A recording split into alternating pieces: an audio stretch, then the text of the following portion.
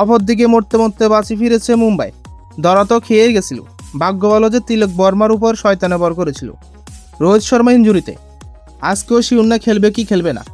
Will জ্যাক্সের কোনো পাত্তাই নাই, সুরিয়ার ব্যাটেও রান নাই।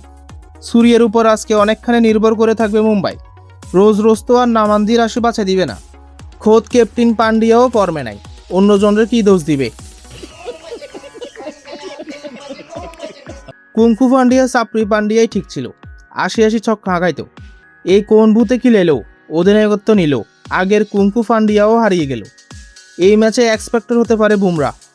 উইকেটের দেখা কিন্তু পেয়েছে, আর আমার মন বলতেছে বুমরা যেদিন নিবে একসাথে ৩-৪টা নিবে। মুম্বাই চেন্নাই কি জিনিস আমরা জানি। এ যে বাচ্চা বাচ্চা টিমগুলো আজকাল মুম্বাই চেন্নাইয়ের এইভাবে চোখ রাঙাচ্ছে।